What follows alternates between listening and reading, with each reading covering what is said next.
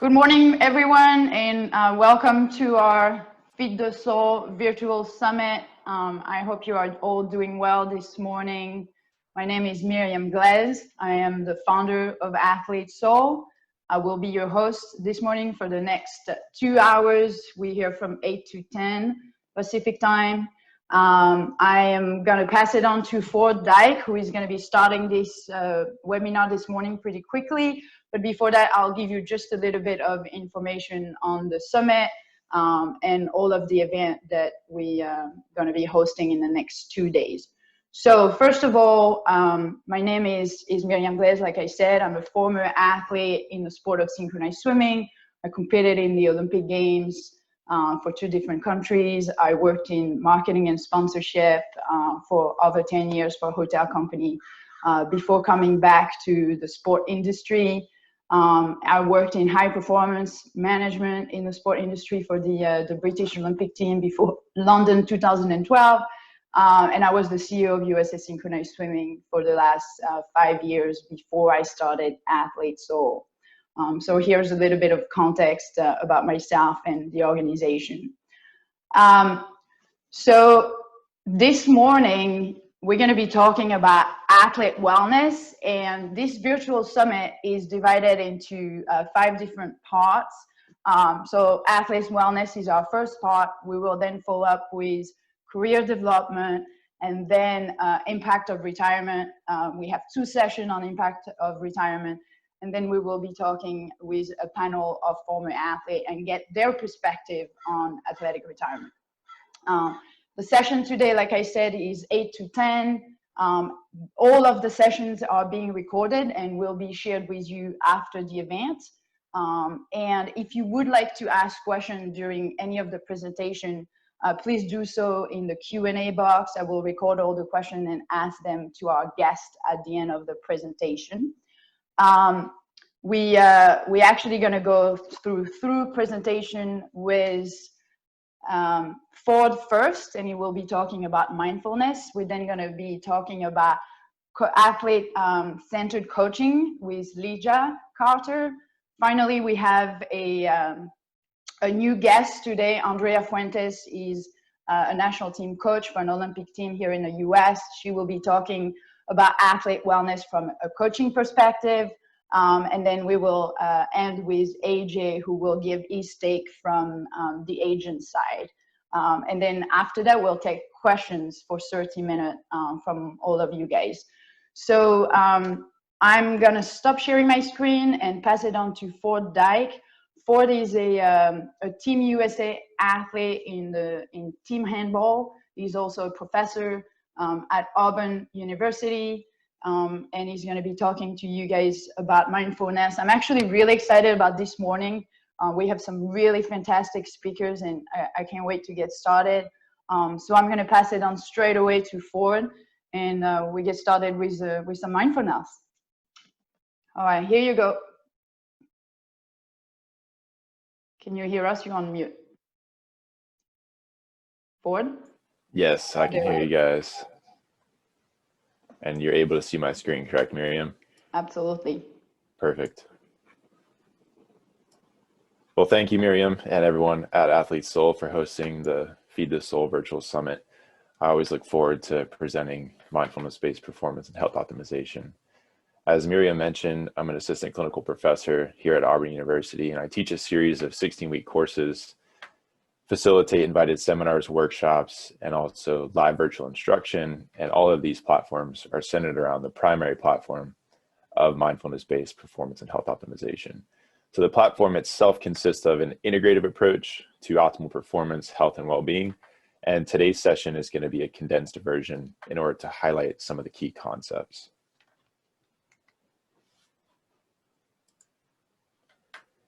So let's go ahead and take a moment to jump right into mindfulness and push back from our table, desk, wherever we're seated. We're coming from a lot of different areas around the world. And we just want to bring everyone's attention to a common space as we kick off the summit this morning. So as you push back, find a nice comfortable position and try to ensure that you have good posture, sitting with what I call some dignity. making sure that your shoulders are directly over your hips, your knees are directly over your ankles, and your feet are flat on the floor. And just allow your eyes to fall softly on the floor in front of you, or you can close them, whichever is more comfortable for you. And slowly start to bring your awareness and your attention into the space that you're occupying, wherever you are right now.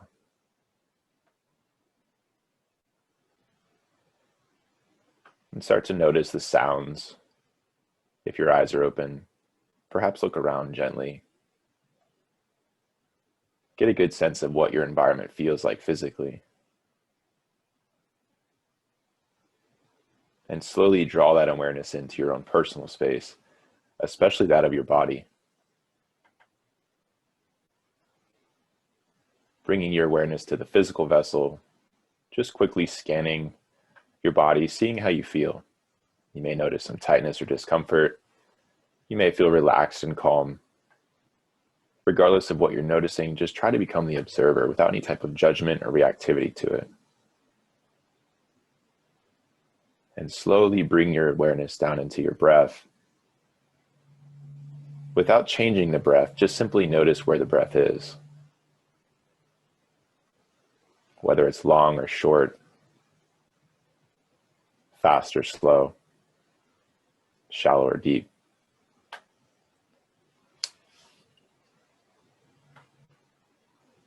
And as a group, let's go ahead and take one slow, deep inhale through our nose, expanding our diaphragm and filling up our lungs. And as we pause at the top, exhaling through our mouth, slowly and in a controlled fashion, release any tension, discomfort, any stress or anxiety or worry you may have, anything on the to-do list. And simply notice how easily that next breath comes. And for the next minute, just sit quietly and try to become the observer of the breath. If you get distracted at all by a sound in your environment, a wandering thought, or something you forgot to do yesterday, just gently bring your focus back to the present moment.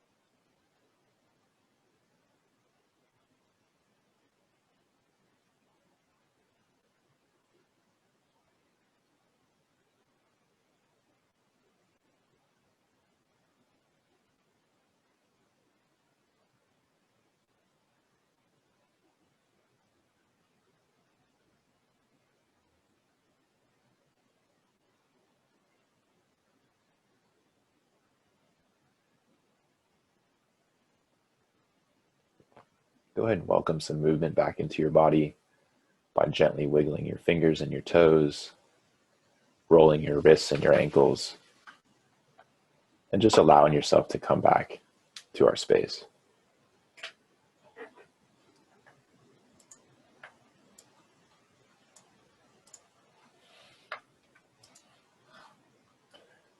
Thank you all. So it's very important to reference the brain in order to understand the multifaceted construct of mindfulness itself. Now, everyone is mindful to a certain degree because it's an inherent human capacity. And this is primarily due to our relatively large frontal lobe, specifically that prefrontal cortex that we all have. And this is what makes us humans. So if we were to take our hand and place it across our forehead and look down at our hand, it's a relatively large amount of neuronal real estate. And this is a good thing because the prefrontal cortex is responsible for decision-making, planning, problem solving, making judgments, reflecting on the past, and it's highly involved with the memory system as well. The interesting thing is that neuroscientists suggest the human brain generates an average of 80,000 thoughts a day. That's a lot of thoughts. And we know that most of these thoughts are habitual thoughts, such as the thought of, I need to brush my teeth. So something as simple as brushing our teeth, there's always going to be a thought that precedes that behavior. In fact, we don't perform anything in our lives without first the thought. So in essence, thought precedes action. So really, if we're able to change our thinking, we then can change our performance, which ultimately changes our life. So let's take a moment here to define mindfulness. We know that it's an application-based practice. And the idea here is what we're trying to do with this practice is ultimately generate and sustain present moment awareness. So at the outset of the presentation, you were able to bring your attention into one common space. And of course, your mind starts to wander because of those 80,000 thoughts. And you gently bring it back into the present by way of utilizing our anchor. So the idea here is to generate and sustain present moment awareness in order to direct the energetic state. And the energetic state is comprised of physical, cognitive, and emotional. Now remember, this type of practice, while it is applied, it's very process-oriented as opposed to results or goal-oriented. And we have two different subcomponents of mindfulness. We have trait versus state. On the left-hand side of the screen, we're referring to trait here. And this is the idea that some individuals have a greater propensity to be more mindful than others. And really what this is referred to as is our general cognitive mode. Our general cognitive mode is broken down into mindfulness on one side and mind wandering on the other side. In that 1-minute session this morning, your mind probably wandered numerous times. And in that 1-minute session, you were able to find some sort of present moment awareness, maybe just a little bit. So with practice, this starts to change. And this is where the idea of state comes in. That's the here and now. This is where the practice of mindfulness is being applied. Practices such as structured and or informal meditation, mindful movement sequences, and even setting daily intentions. The important thing is to note here is that there's an interaction that exists. Research suggests that the physical architecture of our brain circuitry actually shifts with repeated experiences. So neuroscientists have observed that both functional and structural changes are associated with consistent application-based practice. The emphasis here is the consistency. Obviously, the more we practice something, the better we get at it. And it's, again, not a results-oriented approach. It's going to be more focused on that present moment awareness. So some of the benefits that we see associated with this repeated practice of mindfulness is reduced activity in the default mode network. And this is a region of the brain that's associated with mind wandering and or cognitive rumination. We also see a downregulation in the amygdala, which is the emotional center of the brain, and we see increased activity in the task positive network. This is that online attentional control region of the brain. So an important note to make here is that only one of the networks can be active at any given time. So the practice of mindfulness has been shown to activate the task positive network and thus deactivate the default mode network. And the more often this occurs, the more likely we will see these shifts in trait mindfulness, as indicated by research on epigenetics. So as a human, you're a performer, and this is regardless of your respective performance domain. So as the title indicates of this session, mindfulness-based performance and health optimization, what I like to do is integrate mindfulness and performance. And this can be done by showcasing the relationship that exists among the two subfields. So on the screen here, you'll see on the y-axis, that vertical axis, level of performance from our lowest all the way up to our highest. And on the x-axis, the horizontal axis, we're going to bring in the energetic state. So we're looking at a performance as a function of the energetic state.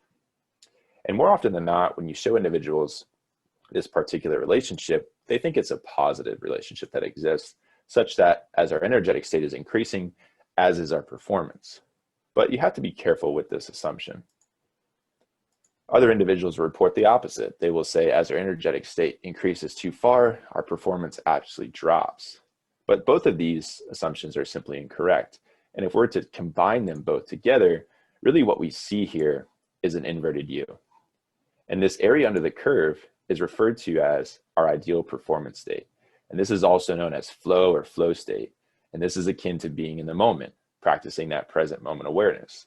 So you'll see here on this figure that the area under the curve is somewhere in the middle. Balance starts to play a role here, not too high and not too low. And in reference to flow state, this is where we start to see that effortless focus and concentration. We know that the energetic state is running completely efficiently and effectively. We also know that our performance is at its highest, and which is where we have the greatest amount of productivity. So in essence, this is when all cylinders are firing in synchronicity. Flow state also maximizes our ability to accurately respond to a situation. So we know that there's always going to be a stimulus or multiple stimuli, and there's always going to be a response or multiple responses. If I'm to clap my hands, that is the stimulus. Your auditory cortex will eventually respond, and perhaps you'll have a startle reflex. But there's always a space. There's always a space between stimulus and response. And while individuals are in flow state, this space can become wider. And this is going to allow for us to be able to process a greater amount of information accordingly. So this is definitely a good thing in respect to performance optimization. But again, to reiterate here, balance is so critical in regards to our energetic state. We don't want to be too high and we don't want to be too low. And this is where the practice of mindfulness comes into play. This is where the consistency of the practice also is of value. Now, we talk a lot about balance, and yes, while it is fundamental, it's an interesting construct to bring up because balance isn't something that you just happen to stumble upon or go to your neighborhood grocer and pick up 6 or 7 ounces of balance. It's something that you have to cultivate and you have to create, and you have to utilize certain practices in order to find that balance, if you will. So putting this all into context, I want to give you all a little bit of a demonstration referred to as 3 months, 3 weeks, 3 days, 3 minutes, and 30 seconds. Now more than ever, it's been interesting due to the climate currently. And as a kinesiologist, I'm asked about what do I do as far as my exercise regimen or training routine is concerned because of the limitations we have on facilities and being able to travel. The next question that usually kind of comes up is something along the lines of diet or nutrition. And then eventually we get into maybe a little bit of hydration, and down the line, we talk a little bit about sleep. And while we understand the value and importance of movement, sedentary behavior happens all the time. Most of us on this summit right now are in a sedentary state. We're sitting.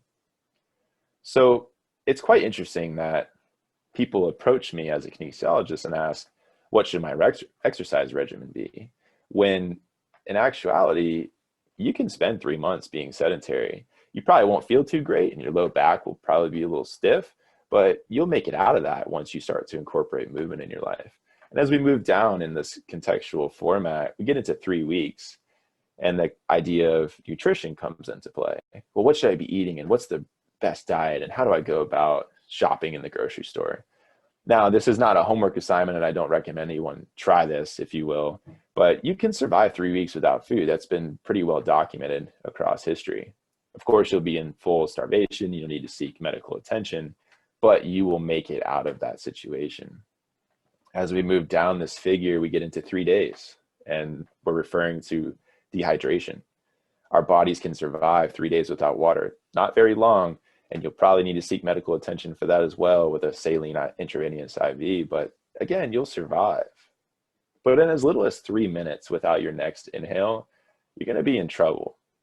So just as a quick demonstration right now, wherever you are, whether you're sitting, standing, or lying flat, try to exhale everything out of your lung. Just completely void your lung of any type of air you have. And don't take another inhale. We're just going to pause for 30 seconds.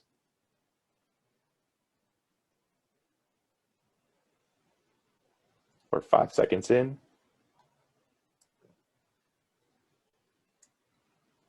Rolling around on 10 seconds or so.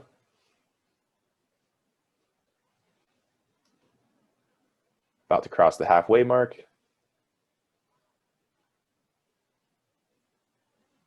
Here comes 20 plus. And you start to get the point. It becomes very challenging for us, especially depending on how we're seated in our position. So putting this into context is to give you the idea that rarely do we consider the significance of optimal respiration. And this is where it all starts as far as performance and health optimization is concerned. Created what's called the pillars of health. And the first pillar of health is respiration. Respiration not only facilitates present moment awareness immediately, it's also effective. It's highly accessible. You don't have to download an app. You don't have to have a personal trainer. It's right there. And it's free. It doesn't cost you anything. So right now, wherever you are, try to find that good posture position again, like we started in the beginning. And you can close your eyes or keep them open, whichever is more comfortable for you. And just take a nice slow inhale through the nose, expanding that diaphragm, filling up the lungs. And as you pause at the top, soak in that inhale and slowly release all the way back down to the bottom. And just try that about 2 or 3 more times. In through the nose, pausing at the top, exhaling nice and slowly.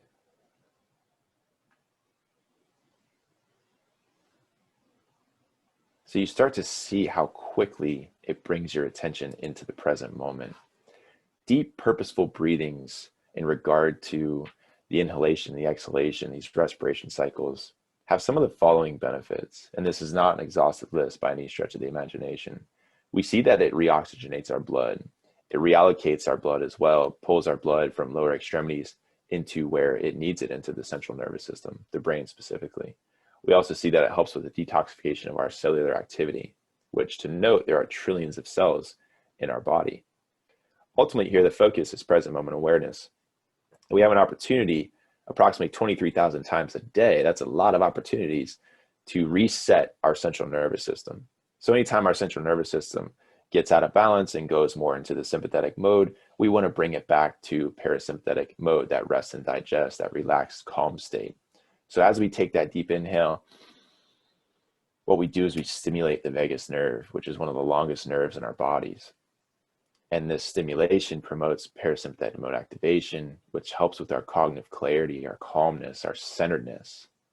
And that's the idea and the purpose centered around the sit, being able to take those deep breaths, being able to stay in the moment. And while our mind may wander, we always have the chance to bring it back. So my question for you, we've had about 19 and a half minutes or so, and ask yourself, how many deep breaths have you taken throughout this particular presentation? So in addition to respiration, the fundamental pillar, if you will, of performance and health optimization, we also have other pillars that through my courses, seminars, workshops, and virtual instruction sessions, I take the time to unpack in order to provide that in-depth overview of health and well-being as it directly relates to performance. So of course, hydration is next. Get into nutrition, movement, and recovery. But for the sake of time, I just want you all to understand that all of these pillars are interdependent.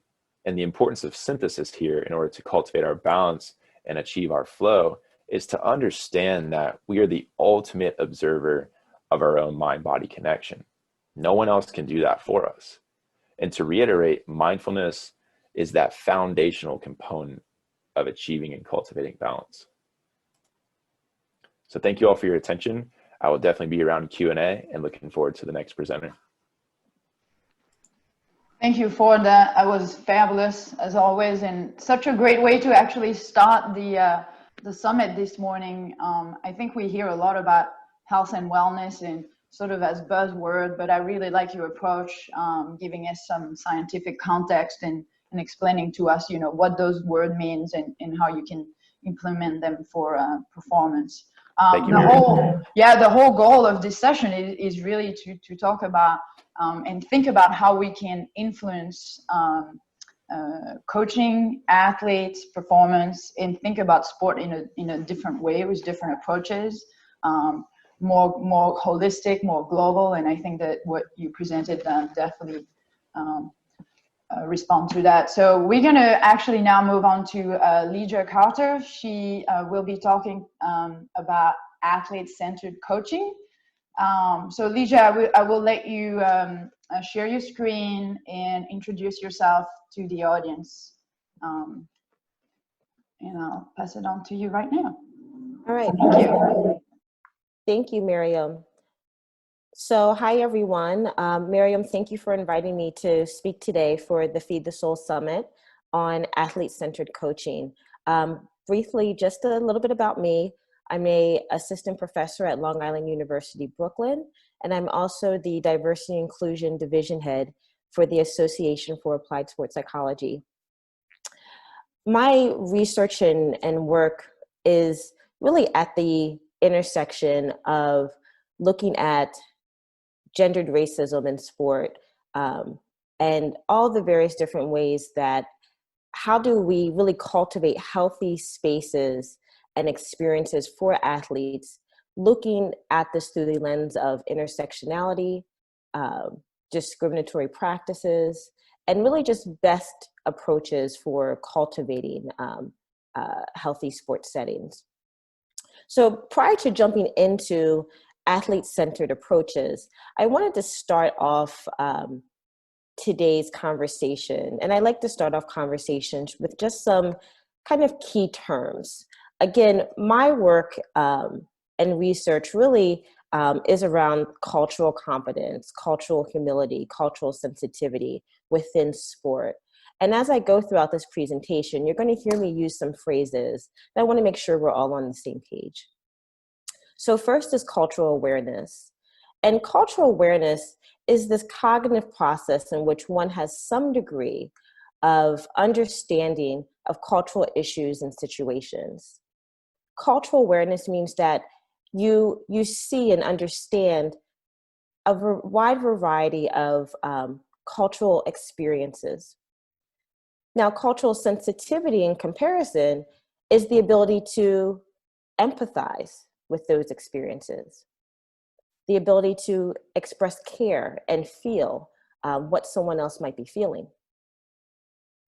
Taking it one step further is cultural humility. And cultural humility is this lifelong commitment to maintaining this other-oriented position.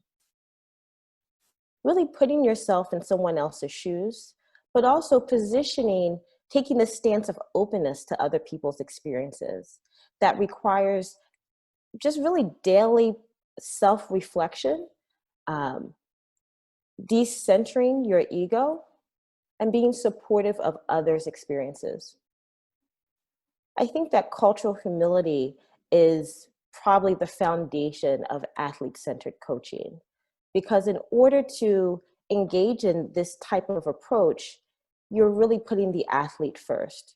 You're putting their experiences first, recognizing that they have a unique worldview, and their experiences as both athletes and outside of the athletic setting may completely differ from yours.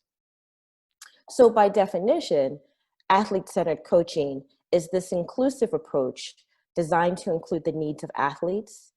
It also addresses power imbalances in the coach-athlete relationship. And it also addresses the diverse experiences of athletes in sport. So you'll hear me use terms like cultural sensitivity, humility, in addition to athlete-centered coaching, because I feel that these are kind of the hallmarks in order to engage in that athlete-centered approach.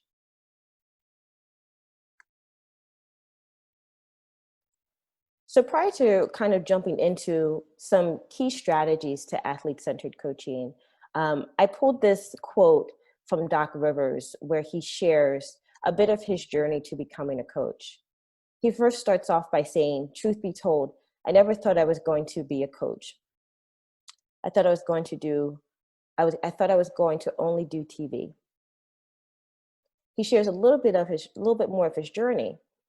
But what really stuck out to me with this quote is the last paragraph here, where he shares, "The things that I know now that I didn't know when I first started are mostly how to deal with people more than X's and O's." Every single player is singular. That's what you learn. You can't group anyone. They all have their own way about them, and it's your job to try to figure out each guy. So this, to me, really speaks of athlete-centered coaching, that you have to, one, treat each athlete individually. Although what brings your players to the sports setting is the context of sport and play and competition, they all have their own individual identities and unique differences outside of just being a player. But also what Doc Rivers is referencing is something that we call intersectionality, that we all hold multiple identities in addition to one or a few that might be salient or obvious to us or other people. Doc Rivers is mentioning that in his coaching philosophy and in his coaching style, he takes the opportunity to get to know all those intersecting identities and bits about an individual, because not only does it impact who they are as athletes, but of course it impacts who they are just as everyday human beings. So let's jump into what are some athlete-centered approaches.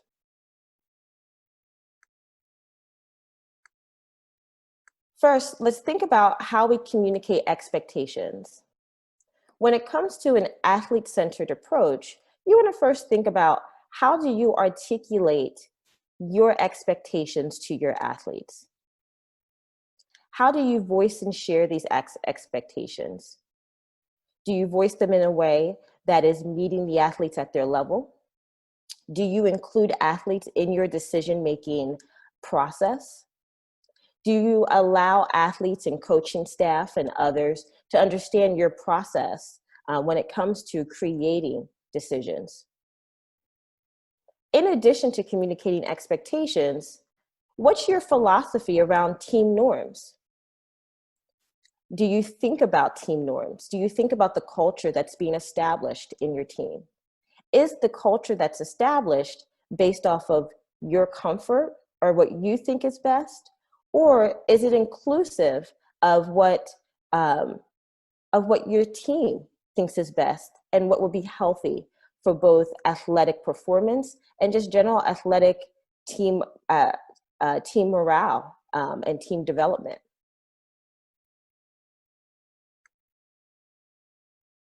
So here's just a brief video from the Positive Coaching Alliance about expressing your communicating your expectations.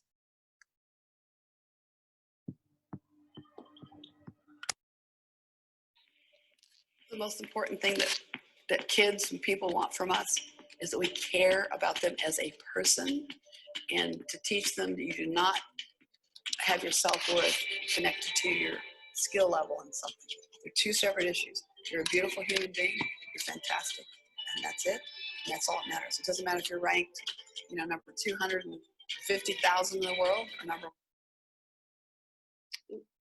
Sorry about that.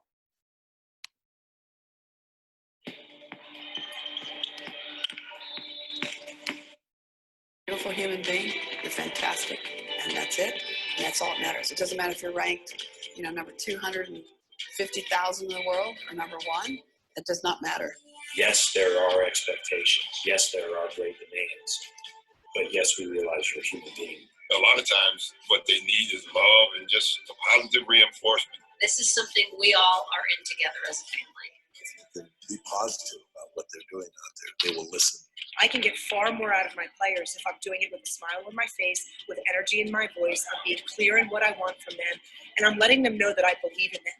Being positive on a daily basis, you have a choice. You make a choice of, the glass is half full or the glass is half empty. You make a choice of bringing negative or positive to a meeting, to a relationship, to a basketball court, or to you. PCA is one of the greatest organizations that I've ever been affiliated with. I think having fun creates good team chemistry. I get a better response, better effort, We're going to be in their corner. We're going to be supportive. because I am demonstrating through my positivity, my joy, my excitement, that I believe in them. It is crucial for coaches to send that message. Every moment is a teaching moment. You can help a child or a person believe in themselves. It's everything.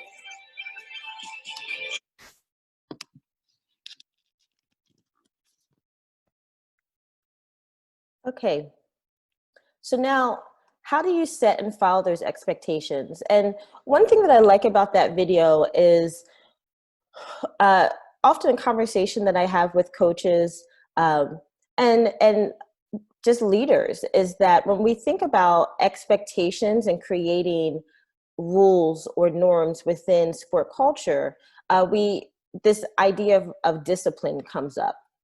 And when I think about discipline, I think more about education and how are we using different moments with athletes as moments as educational and learning opportunities. And so part of kind of communicating expectations, communicating wants, needs to our athletes is using those moments as moments to educate, to help athletes become independent, competent learners, and just great on the field versus using these as moments for discipline. In addition to that, when coaches set expectations for their athletes, you should also think about if you are able to follow these expectations and if you're following these expectations. Setting an expectation for your team or for players that you yourself might not follow begins to create this power imbalance amongst the team and amongst your team community, which can feel inequitable. So when you're thinking about an athlete-centered approach, you also want to think about this idea of fair treatment within your team. And I don't think about teams as teams, I think about them as communities. So you have this sport community, and how are you creating equity and fair treatment within that community? So if there's rules that you implement that you yourself are not following, that could feel quite unfair to your players. So you want to think about that as well. How might your players feel with these different kind of rules or guidelines that you yourself wouldn't follow as well? Second, which is a major one, particularly now, is just read the room. What's happening outside and in the world that you yourself should be mindful of that's impacting your athletes, both physically, mentally, and spiritually? Right now, we're experiencing 3 different pandemics, if not 4, right? COVID, we're experiencing a mental health pandemic, and we're also experiencing a world that's beginning to grapple with.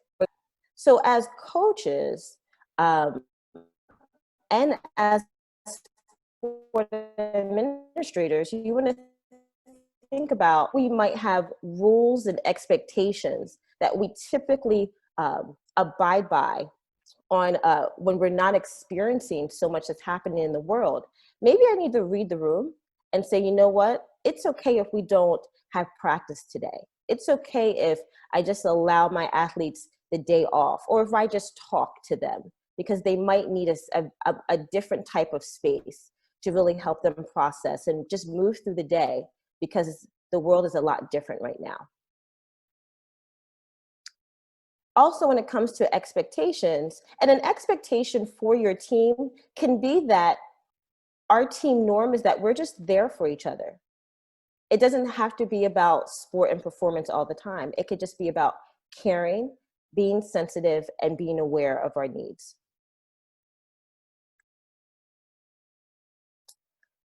So lastly, I wanted to throw out this point about cooperative style when it comes to communication and working with your players. And I'm sure you probably have heard of this style before. And what cooperative style means is, one, you're giving a lot of positive feedback, and you're using feedback as this mode of education. Your primary goal is to create athletes who are independent thinkers, independent decision makers, because you've really used a lot of time to kind of mold them to be able to understand how to think well within their sport. So initially within this cooperative style, you give high amounts of feedback, which allows them to transition into this kind of well-oiled machine that doesn't need as much feedback and is more of kind of like a colleague to the coach. You really position yourself as a mentor, a guide, an advisor that's really molding this athlete into this independent thinker. Someone who takes this more cooperative style of coaching and mentorship, one is really much more focused on the process versus the outcome. The process is educating, giving a lot of feedback in the beginning, because towards the end, you're going to have an athlete who is independent thinking, who feels really confident about themselves, about what they do, is okay with making mistakes, uses mistakes as another opportunity to learn and to do better. The relationship that the coach and the athlete has is, again, more as a colleague, recognizes that the coach is the expert, but sees their coach as their mentor, their guide. The coach is much more flexible in their interactions with the athlete because they're trying to mold that athlete to be an expert themselves in sport.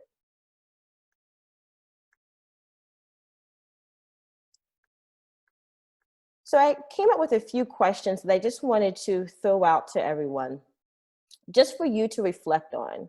Again, as you're thinking about how you integrate cultural humility into your athlete-centered approach, here's just some questions that you could take with you to think about that will begin to kind of bring forth, what are some areas that maybe you could enhance or strengthen that could bring in more of that athlete-centered approach into your coaching. So first is what brought you to coaching? And also, what is your coaching story? What are the goals that you hope to achieve as a coach? What are the priorities for your team? And how do you communicate those to your team? Do you communicate those through your staff? Do you do one-on-one meetings? How do you do it? Are there ways that you could do it better? Do you see opportunity to be more athlete-centered in your communication style? What are the norms that are established in your team that support not only player growth, but also player health? What are the pillars of your coaching philosophy? And I think that this is a big one, because have you thought about what are the pillars that really hold up your idea of a coach? And oftentimes that comes from your coaching story. And finally, what are the technologies that you use to articulate your coaching philosophy, which really comes from your pillars? And when I use the term technology, I'm talking about, like, how do you articulate, communicate, and kind of embody your coaching philosophy? What do your athletes get from you as a coach if they were to describe you?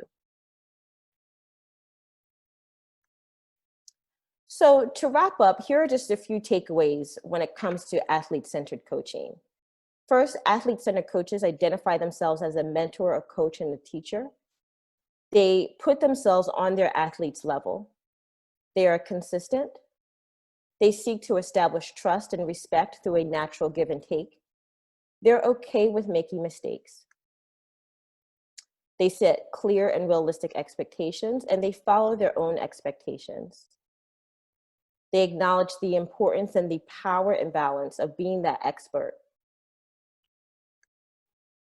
And finally, they put language to experiences. They listen openly. They make time for personal and professional development. They learn culturally informed models for coaching. They seek to sharpen their communication skills to best articulate their coaching goals. And they reflect on their own athletic history and coaching philosophy in order to deepen their sense of awareness and sensitivity. So thank you all for tuning in. And again, thank you, Miriam, for inviting me. Thank you, Lija. A great, well said presentation. I really liked what you shared, and especially all the practical example and the question that coaches can ask themselves. I think like for coaches to really understand that it's important to think about your impact on the athlete, as well as adjusting your coaching style and not just perhaps repeating what you've done or how you were coached as an athlete. So it's the perfect segue to chat with Andrea and get her perspective as a coach. Thank you again, Lija, for that fantastic presentation. Andrea is our surprise guest today. She is the head coach for the U.S. Olympic team for synchronized swimming. She is a multiple Olympian in synchronized swimming, won a lot of medals at the Olympic Games. She has been coaching for a few years and is really passionate about the wellness of her athlete and mental skills. And so wanted to get her perspective and hear what coaches can do to implement, athlete wellness and the development of the whole athlete within day-to-day practice. So we're actually going to go through a Q&A with Andrea because she had to move her team from the Bay Area to Las Vegas in the last 2 days to escape the fires. So we decided it would be a little easier to do a Q&A. So we're going to kick it in. Andrea, is there anything you want to add on your introduction about yourself? Just that, first of all, can you hear me well? Yes, absolutely. Yeah. First of all, thank you for inviting me to this awesome webinar, seminar, summit. And I'm very, very happy to see so many persons going in the same direction, and that you can give us the tools to learn from a lot of different fields. So thank you for that. Thank you for Ford and Lija for the awesome presentations. And I'm here to answer some questions and share a little bit of my experience from another perspective, but in the same line, which I think it goes aligned perfectly with the previous presentations. Perfect. Great. Well, let's get started.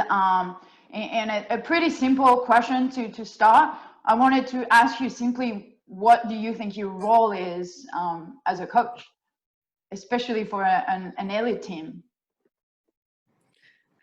So as Lija said before, putting the example of that coach, when I was deciding to be a coach, which was not my idea, after being an athlete in the high performance level and Olympic level, I had an experience as an athlete with very successful results, but not in an athlete-centered system, right? So I knew that without an athlete-centered system, you can achieve super big results, like great results, but I wanted to prove myself that you can do it as well with another system, because I always dreamed about it. And I wanted to be that coach that I know everybody wants to have, right? So my goal as a coach, when I assumed that role, I actually did the questions that Lija was talking about, right? Like, why do I coach? No, what I want to feel when I finish my career, how I want to feel about it, right? So one of my first goals was, okay, why do I coach, right? And I just thought I want to change my athletes' life for positive. I want them to have the best experience of their life, but most importantly, I want them to help them to grow. I want them to feel that they are educating themselves, and that this is not about having results, is them about knowing that in this moment of their lives, they are growing and they are having an education that makes them prepared for anything in life, no? But using a tool, which is the sport. But for me, the sport is just a way to achieve the goal of growth, no? On having the maximum confidence, on knowing yourself, on reach your full potential in all ways, no? But instead of using another field, you use the sport, like more like a tool than a goal itself. Absolutely. Then as a vehicle, go ahead. basically, you're saying you want to use sport as a vehicle. Exactly. Better worded. I'm from Barcelona, and sorry for my sometimes lack of words. I've been in the US from only 1.5 years ago, and I think it's great because in comparison from other countries, the US is really studying scientifically all this athlete-centered system, which in other countries is not happening. So I'm very grateful that the US is giving me also the tools to learn from it.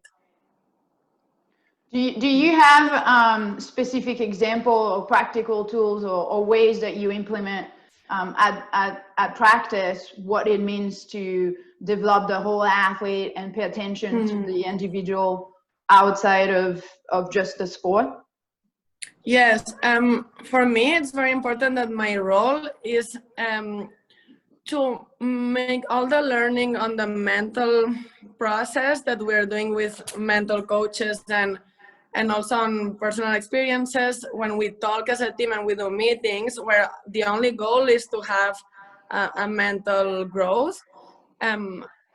And to give them the tools to know, okay, we all know that we want more confidence, we all know that we want to perform better under pressure, we all know that we need to be authentic and be united, but how we do it, no? We know the theory now, we give you the tools, but now we have to put it into practice, because I really think the real growth is when you know how to put the learnings into actions, right?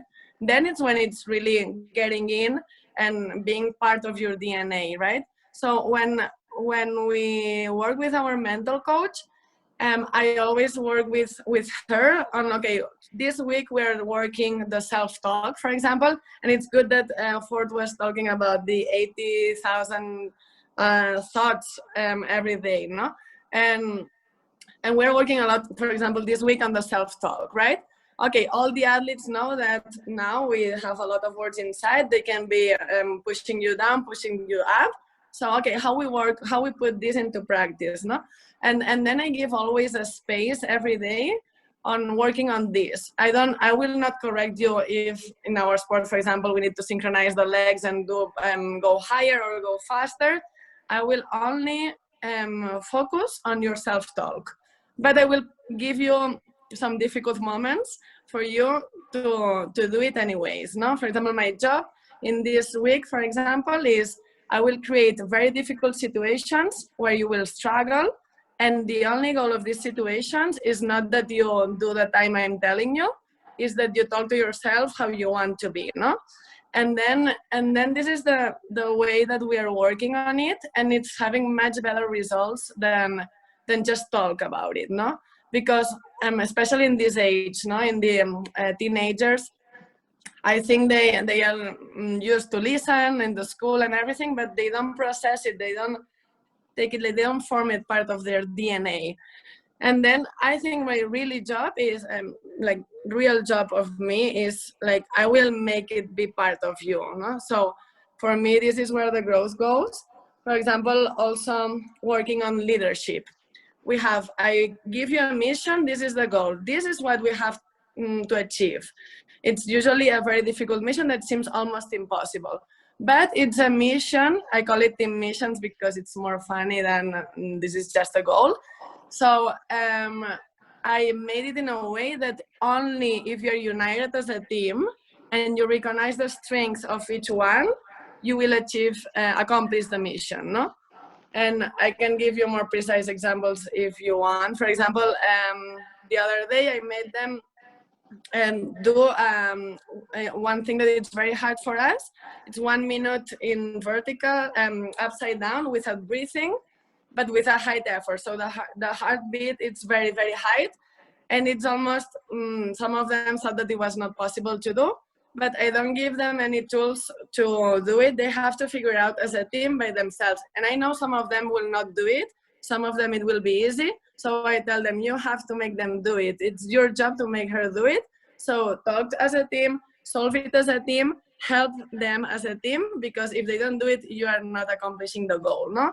So in these physical exercises, but with the goal of achieving mental growth.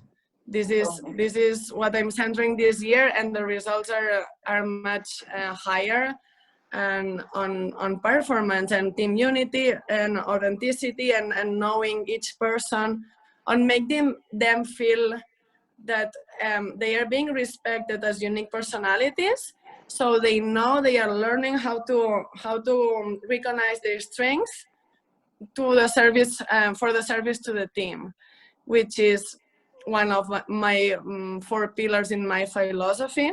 It's this one, no? Like team unity, it's very important, because especially in this world, I know when they will finish their sport careers, they go into a world that teamwork is important, no? So I always try to motivate them, thinking that what they learn here, it's useful for their next life. Great. And actually, I was going to ask you if you felt that athlete wellness, athlete development, and mental skills were intertwined, but you've already answered that. Can you tell us, you mentioned that team unity is one of your pillars as your coaching philosophy. Can you tell us what the other pillars are? Yes, I wanted, it was difficult to decide for me. We did an exercise of recognizing our 4 pillars, 4 or 5. It was difficult to choose, but one thing that I really want for them is that to feel fulfilled. And I really think the more you recognize your uniqueness and you respect your own personality, the more you arrive to your full potential. And that's why you're born, no? You're born with uniqueness. If you avoid this uniqueness, you will never feel fulfilled. So it's a life that is not lived full, no? Fully. So our authenticity for me is the first one. It has to bring inside the honesty inside the team. So it's difficult because sometimes we have fears of rejection. We have fears of knowing ourselves, no? Like, is it too different, or is it accepted? And I teach them, like, almost every single day to recognize what you will do in this moment. Imagine you're alone in the world, what you will decide in this moment. Like, you don't have any judge now, like nobody is watching what you're doing, what you will do, no? And I made them reflect on, okay, if nobody's judging me, what I will do myself. And I would do this. Okay, let's do it. Let's try all together, and let's appreciate this uniqueness, no, and acceptation from the others. So I praise a lot the effort on self-knowledge and on acceptation from the others, praising the uniqueness, no. So this is authenticity for me is one of the most important pillars on our team philosophy. This brings unity, because when you feel respected from others, the bonds are much stronger. And unity, we all know that brings the power, no, on a team. And then all of this without drive will never work, right? So for me, I'm a doer. I'm a person who really has this fire inside on big determination, no? So the drive for me, it's important. So I always make them, problem solving, all this kind of. Now we have the fires in California. Are we staying like this, or are we finding solutions? Let's do each one of you a solution. What you would do, no? Like, imagine you are the captain of the boat. What you will do, and then we see, like, I make them participate in the leadership, to make them accountable, to recognize that they are important in the team, and that they are participating, so they feel much more motivated as well. And of course, we have much more options to decide and to find the best option, no? So now we decided, okay, let's rent a van, and we go all the team. We're training in a backyard pool of one of our swimmers, the national team in a backyard pool, no? So we are being very creative, and nothing will stop us, no? This drive of, no, we do it anyways. And even embracing the challenge, no? Like, make it exciting instead of, well, again, what else can happen? No, like a tsunami now or an earthquake? Yeah, that's great. Like, it's an opportunity, and it's actually exciting. Like, what next? What next? Give me more. No, this sensation of making it exciting. And this brings to the last pillar for me. It's joy. It's very important, because I want them to want to come to the pool every day. No, and in synchronized swimming, it's difficult because we train 8 to 10 hours a day. So it's easy to get unmotivated, to get tired. Fear and fatigue are the killers of motivation, right? So I really have to put a lot of effort on make them have fun practices, no?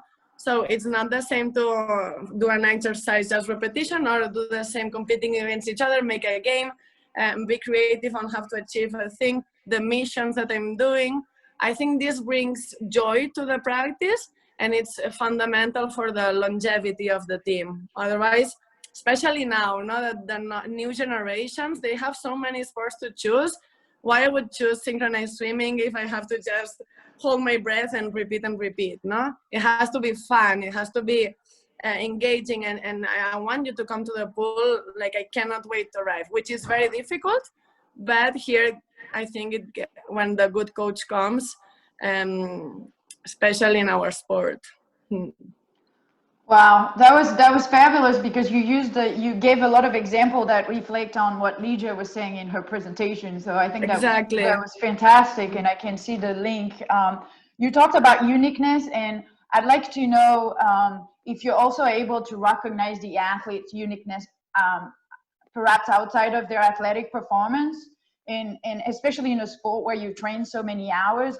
How are you able to see them or see their development outside of just being an athlete and who they are as a person?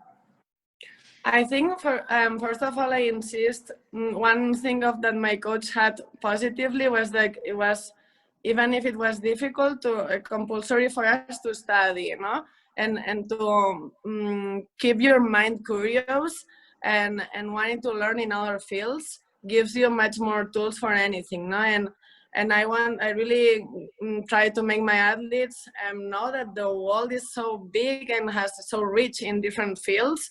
So I sometimes arrive to the pool and explain them, do you know that today they discovered a planet, like imagine the NASA, how they are working, and go into other fields and make it interesting, because we can learn so much from any field, like even the ones that you think that has nothing to do with your sport.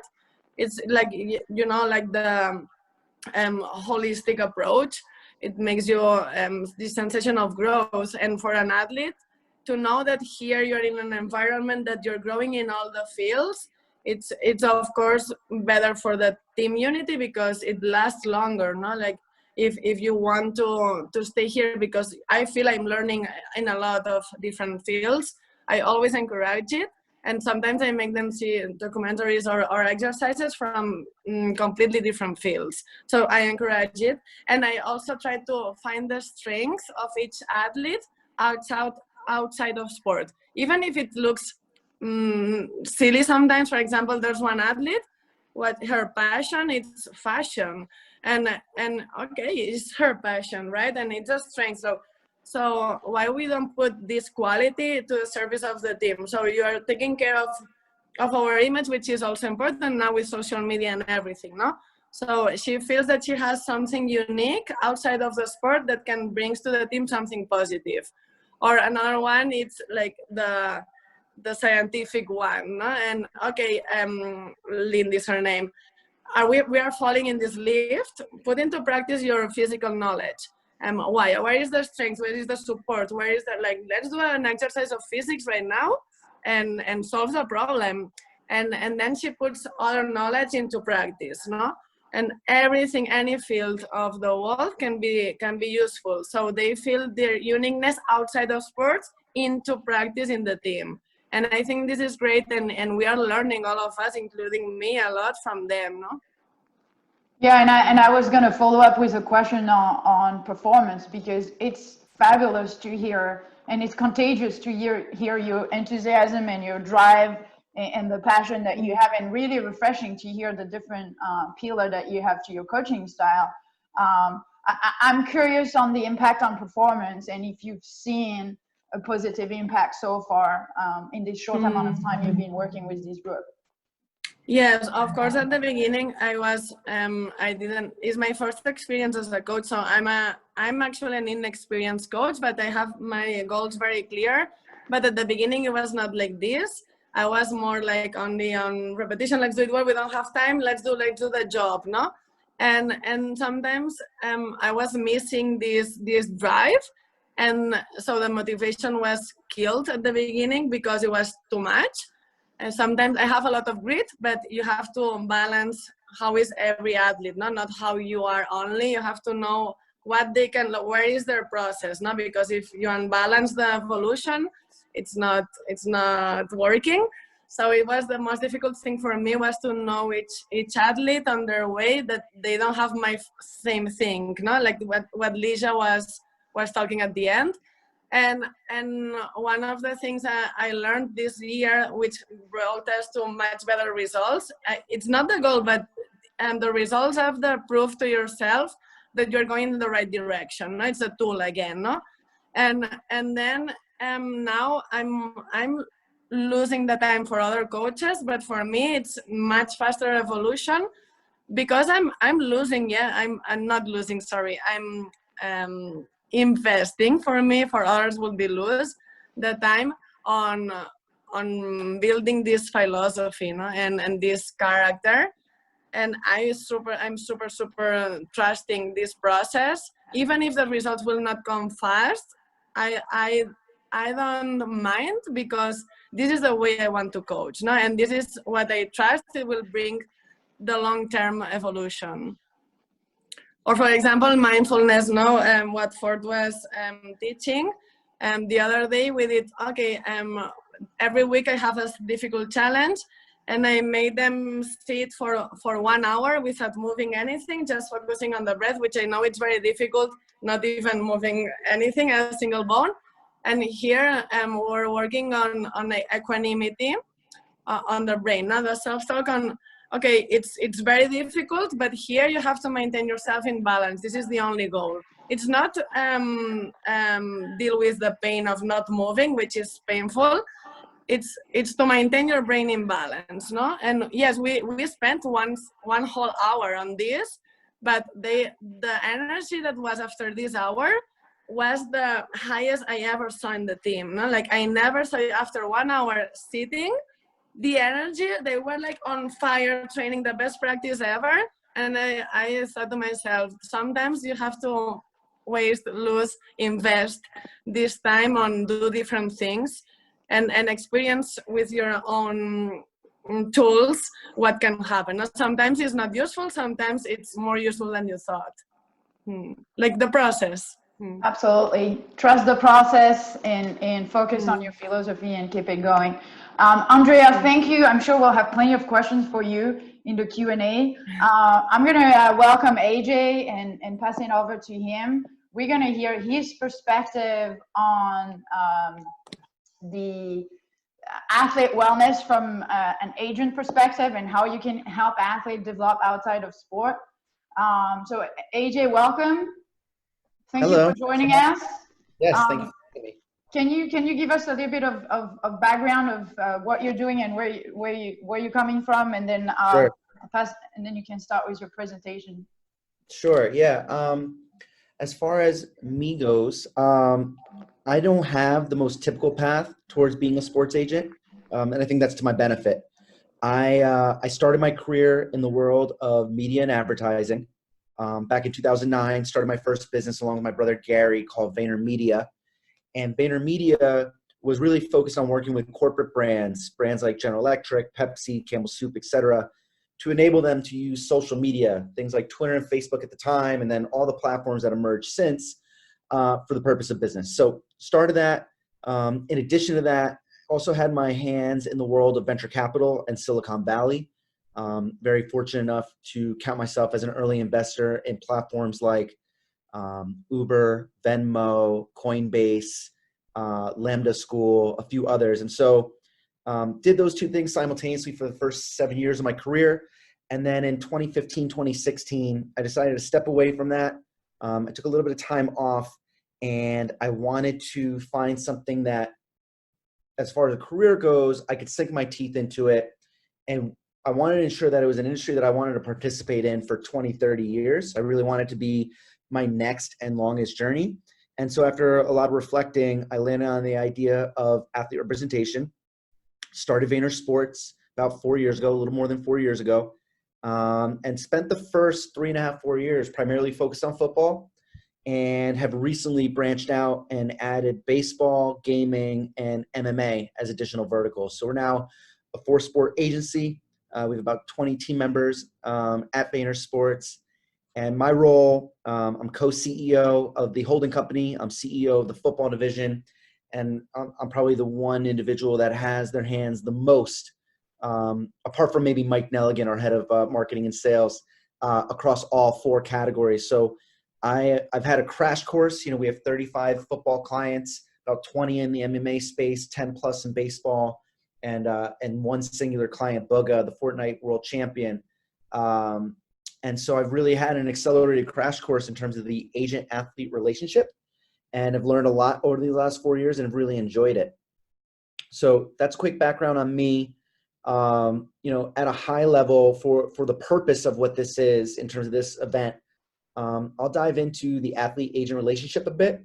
I think that sets the tone for the entirety of it. And so I think, like I mentioned at the beginning, I think the fact that I have an untraditional path, I don't think you're going to find a lot of media executives and venture capitalists turned sports agents. And I think that's to my benefit. It's a fresh perspective. I think the vast majority of the industry has a similar path in terms of how they become an agent and how they come to own their own agency. And I think that the past has dictated that the athlete-agent relationship be one that's purely business, purely transactional, one that maybe looks more common to how one retains a tax attorney, right?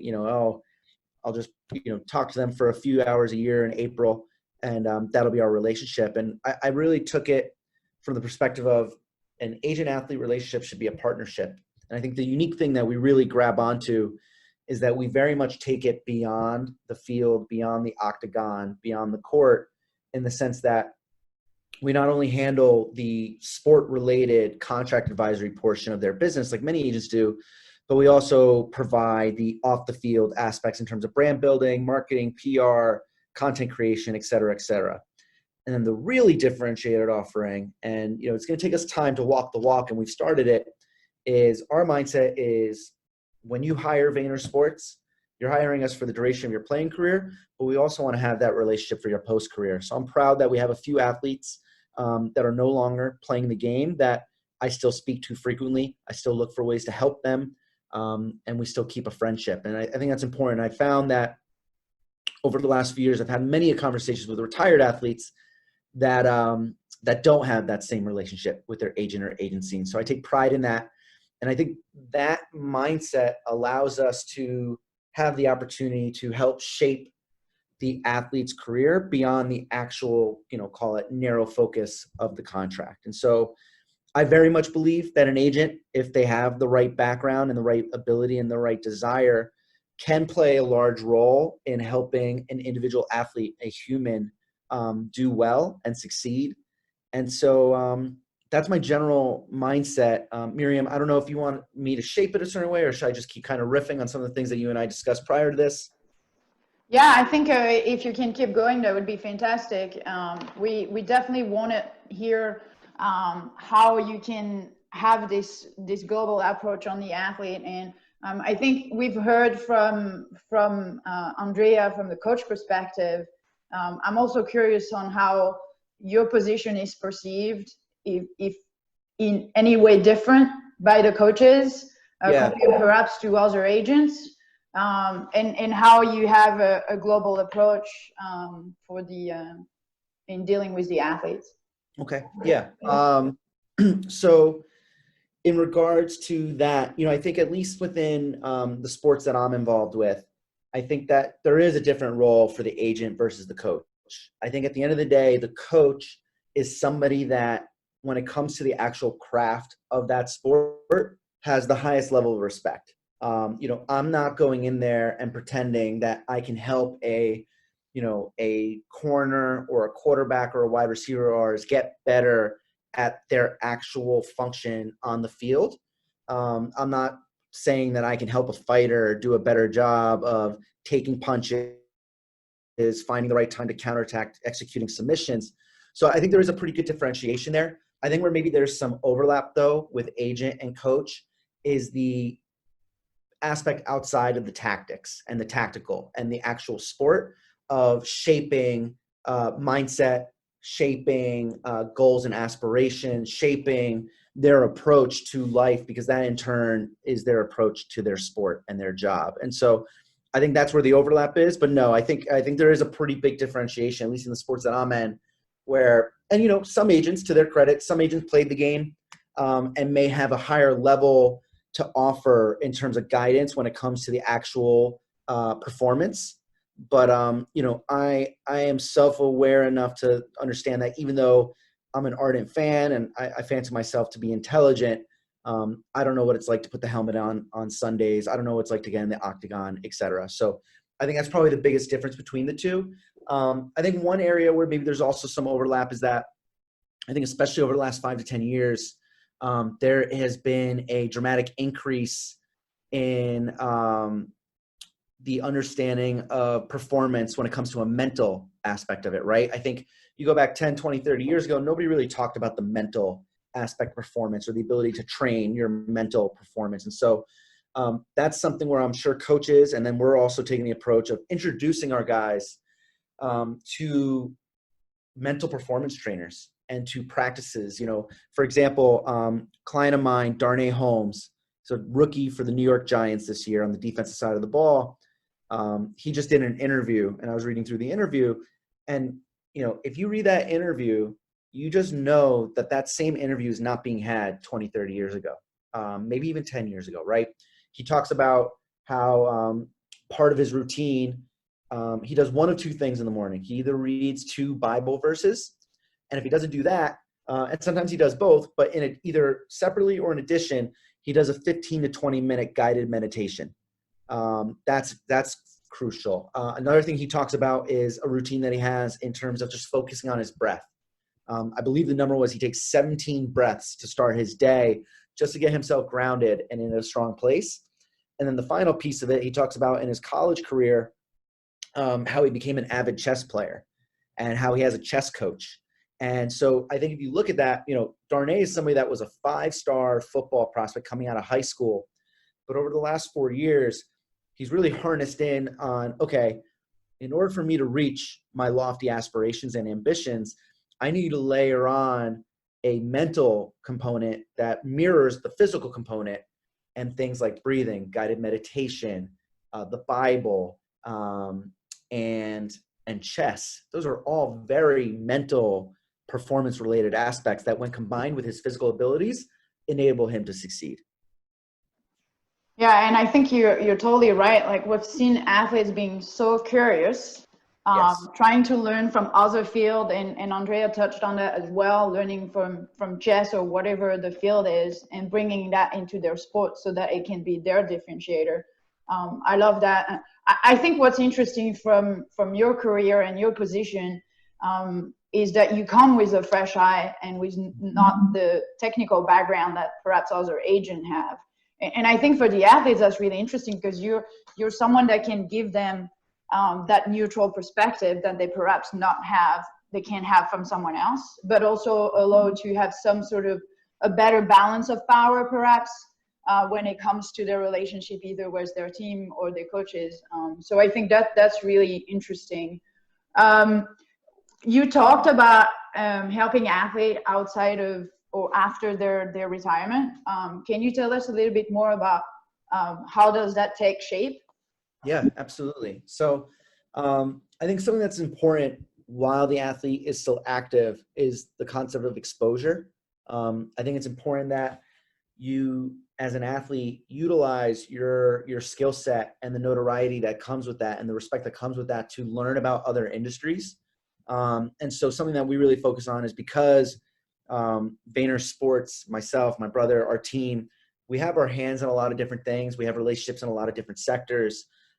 We really push our guys to just learn about what else is out there, and not to say that they need to do anything right away, but the more they take advantage of being in the now as a professional athlete and being exposed to something, it allows them to find out what they're interested in so that they're not completely flat-footed when they're done. And so, you know, just as an example, one of our clients, Derek Morgan. Derek was a former first-round pick for the Tennessee Titans. played in the NFL for 9 years. He was a client of ours for the final 2 years of his career. And by year 8 of his career, he knew how to take care of business on the field. And so he didn't really need much guidance or support to get ready for the upcoming NFL season. But what he was fascinated by was just the world of entrepreneurship and investing. And so, exposed him to a lot of different deal flow, just different types of industries, talked about, things that Gary and I have had experience with in the past in that world. And so that when he ended up being done last year, he was ready to roll. He was eager. He was enthusiastic. I mean, he could have played last year. We had offers for him, but he said that, he had made enough money playing football and he had enough of a passion for what was next that his mind wasn't into playing another season. He was perfectly comfortable letting it go. And so, Derek is somebody that I would say in the year and a half since he's been done playing, I probably have talked to him more than the 2 years when he was playing, right? Because football was consuming so much of his life when he was active, and he really didn't need much support. Of course I was there, and yes, we talked here and there, but comparing an 8-year NFL veteran versus a college kid entering the pros, it's very different levels of context that may be needed and help they may require. And so Derek was also one of those guys that really just honed in, and he didn't, wasn't one to kind of just chop it up on the phone for a half hour. Like, he was locked in. He has a family. He had things to do. And now that he's done, though, and now that he's playing in the world of business and entrepreneurship, we overlap even more and have more in common now. And so I think he's a really great example. He's somebody that, went ahead and got his MBA from the University of Miami while he was still active through a program that the NFL provided for him. So I think it's that balance of just, allowing yourself to be exposed to new and interesting things while you're playing so that you're prepared to kind of jump at it when you're done. And I think we play a vital role in that. Well, and I think you guys are providing a great example of having your hands in different things. And you serve as a role model, right? Of like being curious and learning about different industries. And I'm sure that is a big aspect of how the athletes work with you guys. I think what I like about everything that we've heard this morning is that the relationship with the athlete is not a transactional relationship. Yeah. It's a long-term relationship where you put yourself on the same level as the athlete, and you build a deep relationship to understand who is the person behind the athlete and help them achieve basically the best they can be with what they were given. I think that's really refreshing and different from perhaps what we've seen with some sport agency. I think you hit the nail on the head. And unfortunately, I'm not going to blame the agent industry entirely. I think that both the agents and the players have pushed it down a path of it being transactional. And, I think that if there is an agent or an agency that has the experience and the ability to truly help beyond that, it's up to both agents and the players to do that. Because, for all the horror stories you hear about an agent mistreating an athlete, something that's really not out there, and I won't, bring up the dirty laundry, but there's a lot of athletes that really mistreat their agents too. I personally haven't really faced much of it at all, maybe a tiny bit. And part of that, I think, is a little bit self-selecting. The type of people that we work with wouldn't really behave in that manner. But I've heard and seen and heard firsthand and seen firsthand some really, unethical practices on the player's side as well in regards to the relationship with the agent. And so you have this dichotomy where a lot of the agents are looking at the athletes as just a transaction to monetize. And a lot of the athletes are looking at the agents as just like a means to an end and not really looking for a deeper relationship and really don't care if, they work, if they fire them over text message kind of thing. Right. And so that's created this entire ecosystem that is a little more transactional and less long-term. And that's unfortunate. And we hope to play a role in taking it into a better shape. Absolutely. And I think that's sort of part of this discussion this morning is really trying to like influence, how the coaching relationship is, the any relationship basically with the athlete. I think we have a lot of athletes now that want to have a voice, that want to be heard, that want to be more active in and off the field, and are very proud of that. And so I think you support that. I'd like to bring back all of our our speakers from this morning, Andrea, Ford, and Legia as well. And we're going to take some questions until 10 o'clock. AJ, thank you for sharing, and I'm sure we'll have plenty of questions for you.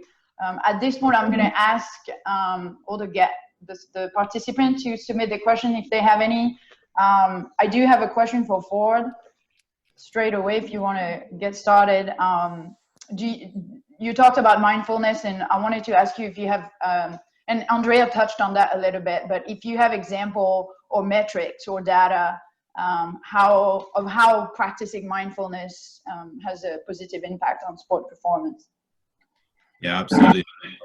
My doctorate degree was to compile all of the metrics, as you mentioned, in regards to the value and the benefit of mindfulness in the performance domain. Providing people with as many papers as I read probably isn't the best way to go about it. But I think if people are interested in these specific metrics, feel free to reach out and we can have a conversation offline to discuss specifics related to what type of performance domains are influenced by mindfulness. Do you have a specific area of you talked about the different pillars of health. Do you have a specific area that you feel perhaps is the most impactful, or they all sort of balance in terms of how they impact performance? Yeah, it's a great question. At the end of the presentation, I alluded to the interdependence of all of these pillars. And while we go through courses and we study these things in isolation and train athletes in isolation to focus on nutrition and focus, let's say, on movement protocols or sleep protocols, you can't really have one without the other. They go hand in hand. And the synthesis is the most important thing at the highest level. So being an elite athlete myself, I understand that if my nutrition's off, my sleep's probably going to suffer. And if my sleep is off, then my hydration will change. And if my hydration's changing, I'm not going to want to move as optimally as I can. And then my respiration will be thrown off as well. So yes, you can focus on one or two, but really if you're not taking a collective approach to that particular pillar, then you're not ever really going to reach optimal performance. Yeah, that makes sense. And I think a lot of people talk about, I guess meditation is sort of like the trendy things to do right now.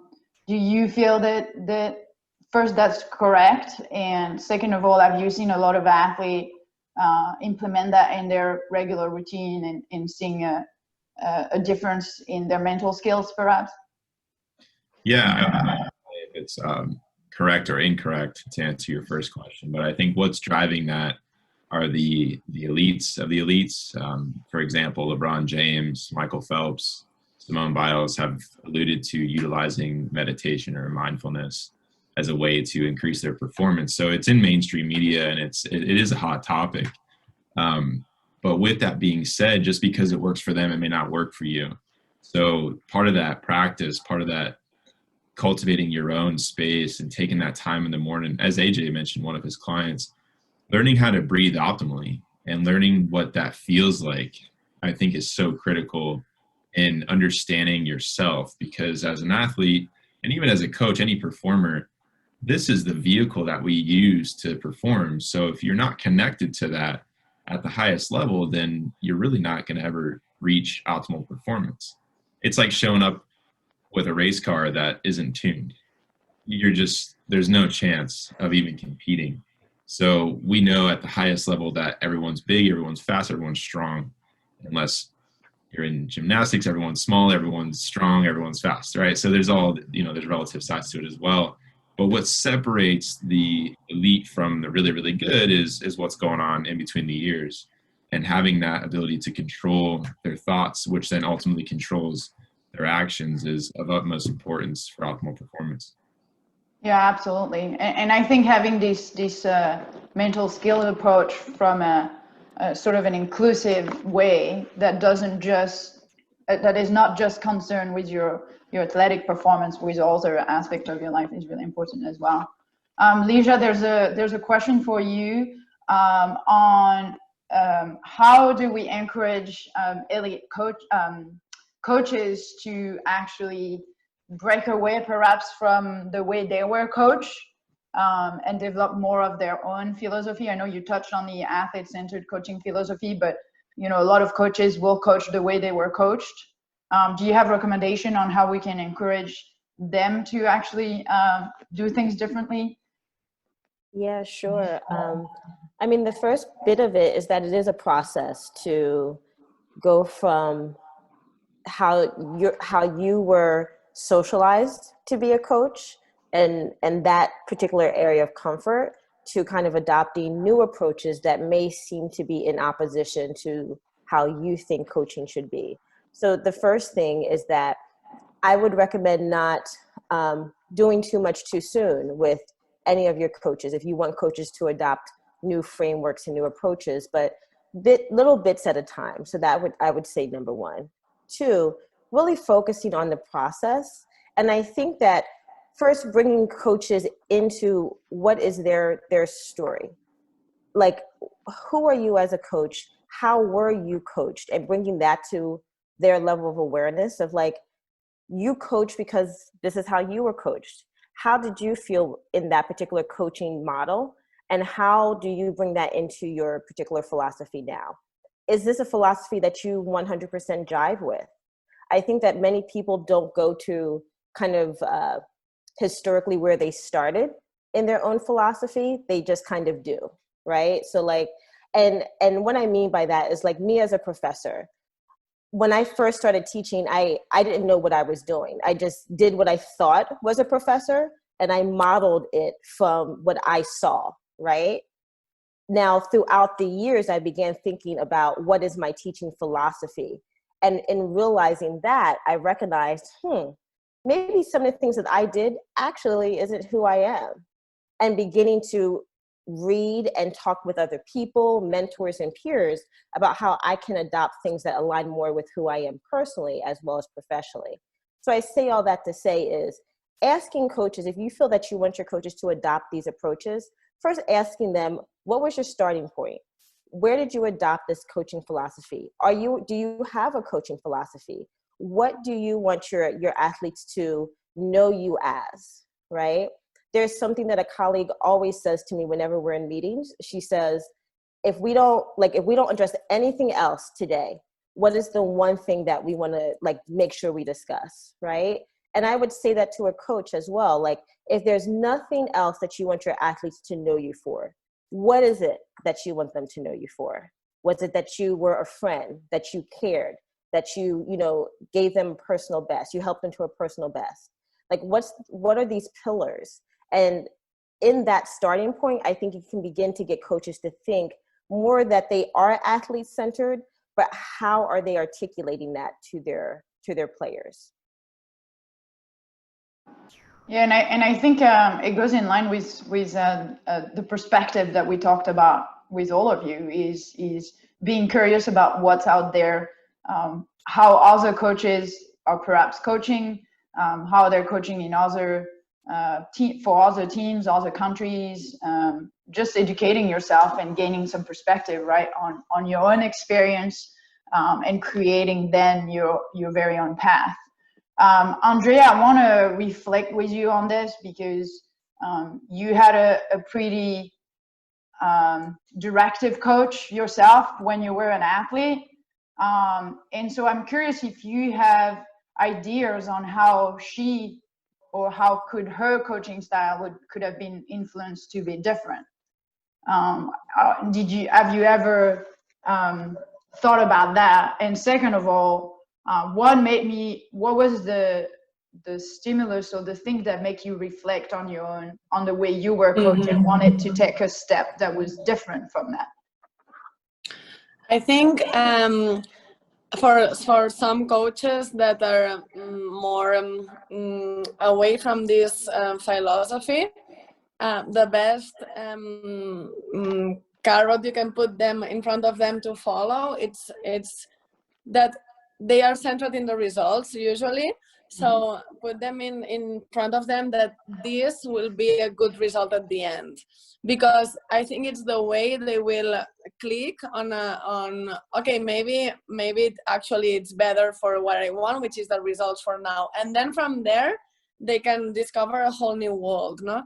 But persons like my coach will never change if they don't know that this will give an outcome at the end. If it's only because it's better for an ethical perspective or moral perspective, at the beginning they will not change unless they think it will bring a result in the long term. So I think the first step for this kind of coaches is, it's better for your goals. And then once they are in, they actually enjoy it more. And like, for example, my coach at the end, she was much more this way because she also knew that it was the best way, even for her. And for me, what made me change is all these studies behind, that especially in the US exist. It was one athlete who gave me one book, like it's called Every Moment Matters. And it was the first time that I saw that there's a whole world behind it. And I was starting to discover, and I couldn't stop reading for nights and nights. And then I realized that I had like so much more science behind and much more logical onto what I wanted to do, but I didn't know how, because I never had the experience. So I think sometimes just a book, just a little inspiration that makes you, oh, this way it's also possible. It's a big step, like in other fields when you discover for the first time. And also having examples from our athletes. And now it's more like it's growing, it's starting to be everywhere. So it will be much easier now than some years ago. Yeah, absolutely, that makes sense. And yes, there is a lot of evidence showing that these are great. This is a great way to coach athlete. I want to ask you guys a question for all of you. You're innovators in each of your fields, and you're driving and influencing the industry in a different way, in a different direction. I would like to know and ask you, where do you see sport evolving? Where is the place of the athlete in the future of sport, especially with everything that's been happening the last 6 months? How do you see the future of wellness, and how does it impact athlete? Anybody want to start?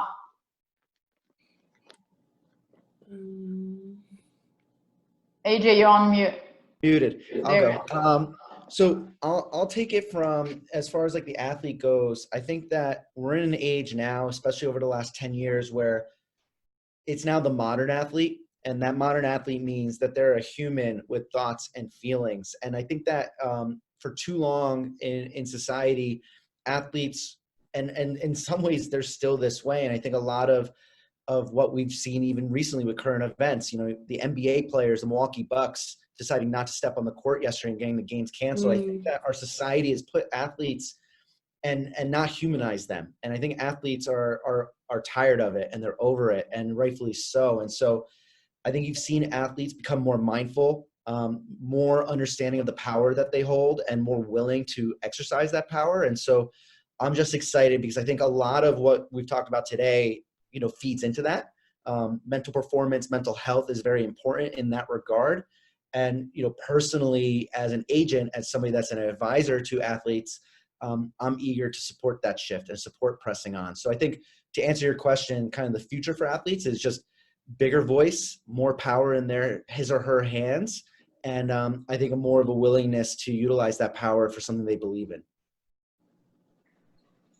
Absolutely. And that's a fantastic message. I mean, and I love what you're saying about calling him the modern athlete, because I think for all of us, it's probably a great image on how it's opposing to what we have seen in the past. I think that's pretty clear. Lyra, you wanna add something? Yeah, exactly what AJ said, and also just intersectionality that athletes and coaches and sport professionals are recognizing that sport is not neutral. Athletes are not neutral. They are diverse human beings. And that although what brings athletes to sport is their athletic identity, their love for the sport, their wanting to play, there's more to them than just their athletic identity.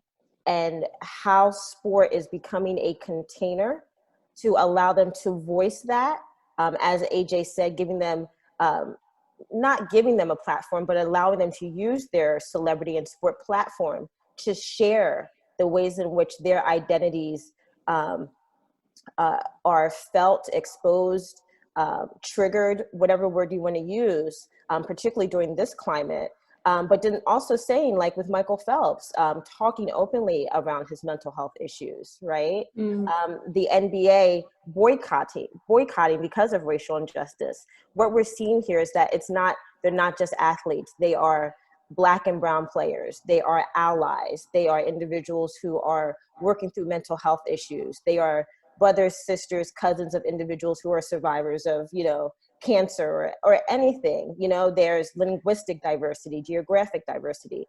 So just sport beginning to embrace the intersectionality of players and saying that we love you as athletes, but we love you as diverse human beings, I think is beautiful and adds to what AJ is saying around advocacy and activism. Yeah, and I think it's really powerful that it comes from elite performers. We hear from CEOs and politicians and actors, but here you have individuals that have developed themselves to be the greatest they can be, both physically and emotionally, and from a psychological perspective, and being able to hear what they have to say and having them share. And I think that's really powerful. Ford, you came on to add to this. Yeah, definitely, Miriam.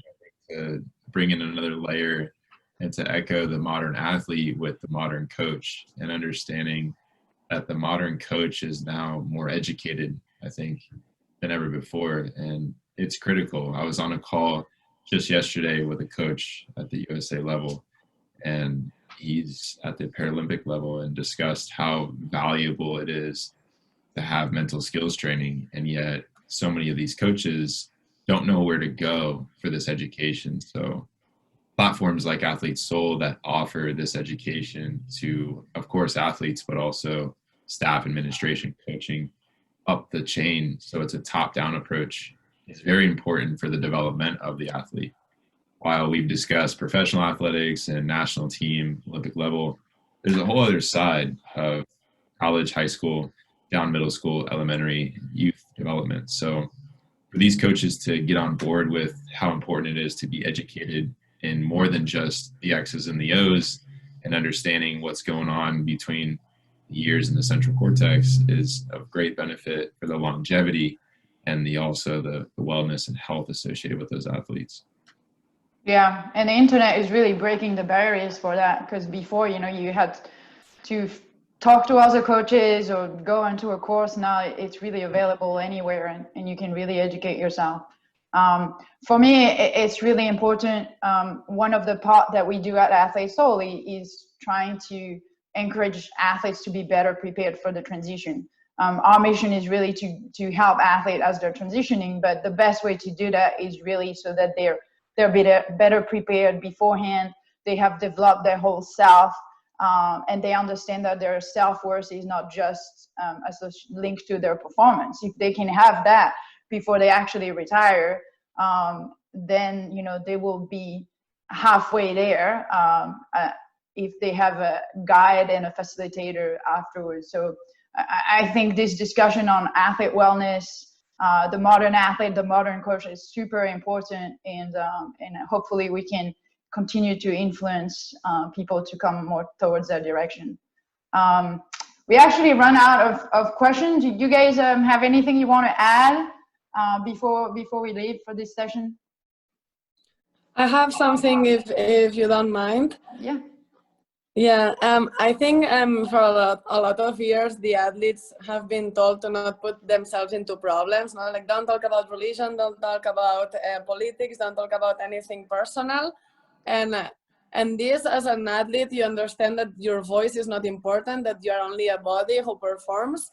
And I think now it's like, especially in the agents, no, that we were told this as an athlete, that like, you have more followers, you have to do this, no problem, just perform results. And now you have like the modern agent also, not like AG. And I think I had one day a conversation with a journalist. The media has so much power, no? and they were with a journalist that was explaining a news in a perspective that was not good for society, not good for the athletes. And I was talking to him, no, like, why are you doing this perspective when you know it's not good, no, for the society? And he said, this is what the opinion want, like the people wants to see, no, this is what I will sell more, have more followers, no? And I said, but why? You also create opinion, right? The power of media is you drive the opinion of the people. If you sell this as a good thing, it will be a trend. So I think now the modern athlete, coach, and agent have a big role in society. All our values in sport are positive for the society. So the more and the media works on this direction, the more everybody will follow. So I think it's not only athletes and coaches, it has to be also what the society see from the sport, because they create trends. So the more Michael Phelps talk about mental health, the more people will listen to it and work on it. Absolutely, and I think it's a trend at every level. You know, as an athlete, the skills that you have now are the skills of the future. You know, we don't know what you're gonna need in the corporate world or any type of job in 5 years, because things are changing so fast. But we know we're gonna need what athletes have, and so sport is creating these great individuals that have incredible soft skills.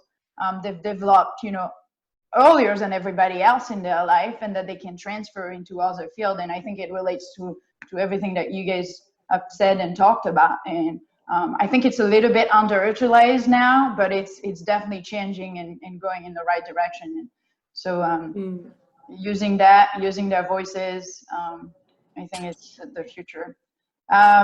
If you guys don't have anything else to add, we're gonna end the session here for this morning. Thank you so much for joining us, contributing to the conversation. All four of you guys, really appreciate it.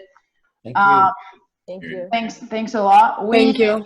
We're gonna have our second session starts in 40 minutes at 10:30 Pacific time. We also have a networking session at 10 o'clock. So for those who are registered, just hop off and join the next link for the networking session, and same for the second session. All right, and thank you guys. Thank you so much. Have a great day. Really appreciate it. Bye. Thank you. Thank you, Miriam. Bye. Thanks.